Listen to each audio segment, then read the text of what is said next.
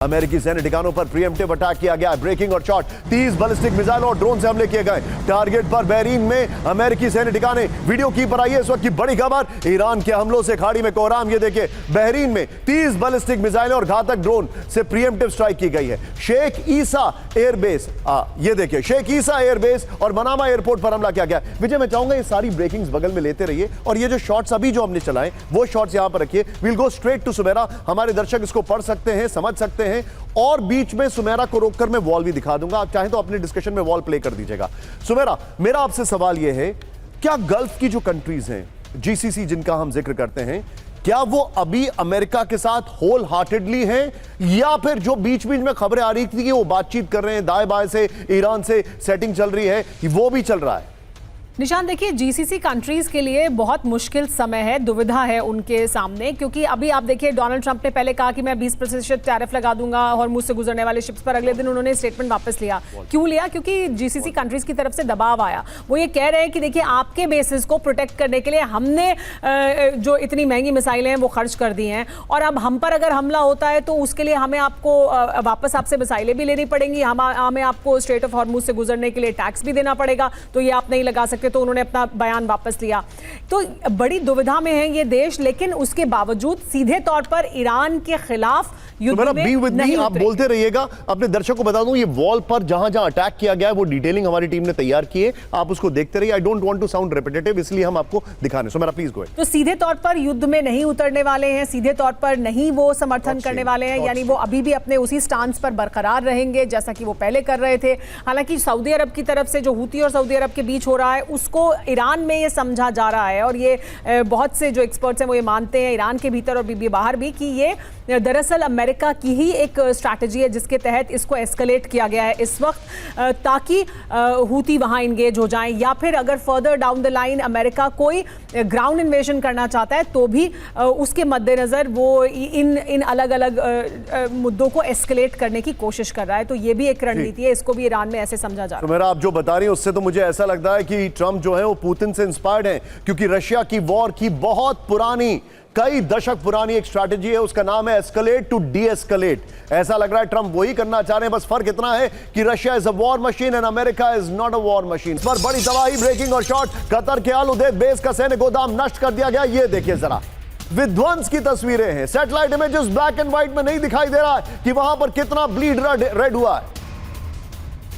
आइए जरा big wall पर अब आपको मैं दिखा रहा हूं पश्चिम एशिया में अमेरिकी बेस का जाल। ये इस वक्त की बड़ी खबर, ये देखिए, मध्य पूर्व और उत्तर अफ्रीका के 19 ठिकानों पर अमेरिकी सेना तैनात है। नेक्स्ट दिखाइए, चेंज करिए, Bahrain, Egypt, Iraq, Jordan, Kuwait, Qatar, Saudi में यूएई बेसिस पे। ये देखिए हमारी टीम ने क्या डिटेलिंग बनाई है, सुपर्ब। विजय, यही रखिएगा वॉल, और पहले जो हमने आपको बताया था वो वाली ब्रेकिंग और शॉट दिखाइएगा। खाड़ी के अलग अलग देशों में 50,000 अमेरिकी सैनिक मौजूद हैं। ये देखिए जरा, चेंज करिए, अमेरिकी सैन्य अड्डों की वजह से खाड़ी देश बने ईरान का निशाना। ये एक और जानकारी है, खाड़ी देशों पर हुए हमले रोक रहे हैं अमेरिकी एयर डिफेंस सिस्टम। ये देखिए, फिर अमेरिकी मौजूदगी से खाड़ी देश सुरक्षित भी हैं और सुरक्षित भी है। ये वॉल लीजिए, ब्रेकिंग और शॉट लीजिएगा।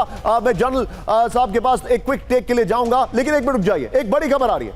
होल्ड इट, बड़ी खबर, ब्रेक करिए इस वक्त की। सभी एयरलाइंस को हूती की चेतावनी, ब्रेक करिए। कहा सऊदी एयर स्पेस में जाने से बचे, फुल स्क्रीन ब्रेकिंग।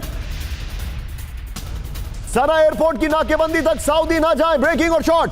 हूती ने कहा हमारी सलाह को गंभीरता से लें, यह बहुत बड़ी खबर है।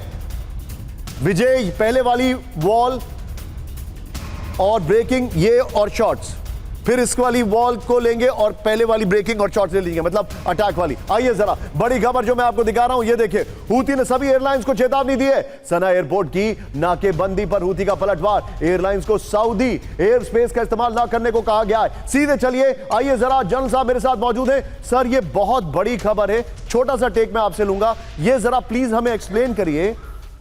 अमेरिका अगर अपने ही बेसिस को प्रोटेक्ट नहीं कर पाया, एक्शन शॉट्स विजय अगर नहीं कर पाया, तो ये तो अमेरिका के लिए सबसे बुरा प्रेसिडेंट हो जाएगा। क्या करेंगे? और मैं आपसे सवाल इसलिए पूछ रहा हूं, क्या वो न्यूक्लियर बटन वाली स्थिति आ रही है क्या?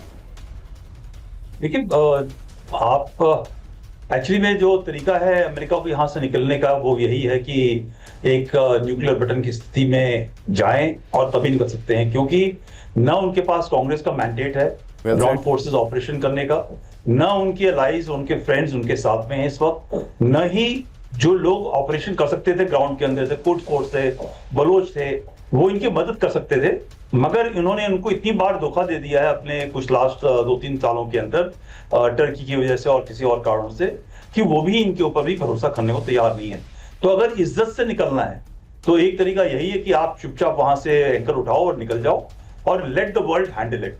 और it is easy, world will handle Iran. जो दुनिया है वो ईरान के साथ बातचीत करके अपना काम करेगी। मगर दूसरा तरीका ये है, और जो एक अमेरिकन सिस्टम है वो ये है कि उस जगह को इतनी बर्बाद कर दो तो उस जगह पे न्यूक्लियर का आना क्वाइट मुमकिन है। मगर अब मैं एक दो चीजें उसमें बताया, मैं थोड़ा क्लैरिफाई करना चाहता हूँ।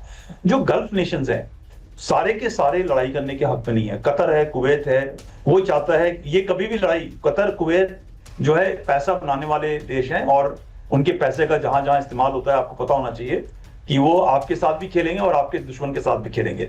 मगर जो सऊदी अरेबिया और यूएई है वो बड़ा क्लियर है कि हमको ईरान के साथ नहीं चलना है, हमने ईरान को दबाना है और हमको इस लड़ाई में होना चाहिए। मगर अभी तक ये खुल के वापस लड़ाई में इसलिए नहीं आए हैं क्योंकि आप ईरान की स्ट्रैटेजी देखिए। ईरान ने जितने भी हमले किए हैं, कुछ हमलों को छोड़ करके सारे हमले अमेरिकन बेसिस के ऊपर है। और मैं एक बार और क्लियर करना चाहता हूं कि कोई भी अगर आपको बताए, हमारे देश में बताए, पाकिस्तान में, चाइना में, कहीं भी बता दे कि एयर डिफेंस सिस्टम 100% ब्लॉक कर सकता है, ऐसा मुमकिन नहीं है। वो उसके अंदर से कुछ ना कुछ निकलेगा। और जो ये इनकी टेक्निक है ईरान की, एक सिमेट्रिक वॉरफेयर, सस्ते पैसे की टेक्निक है। आप कपल ऑफ 1000, 2-3-4 रुपए के ड्रोन उड़ा रहे हैं, सैकड़ों में उड़ा रहे हैं, वो एक पेट्रियट मिसाइल का इस्तेमाल कर रहा है। हमारा एक और शो है, उसका नाम है न्यूज काउंटर। मैं एंकर उनके विपिन चौबे को जाते हुए देख रहा हूं। मैं आपको रोकूंगा sir. Grateful to you for this. आपसे फिर जुड़ूंगा मैं इसी हफ्ते एक और बार।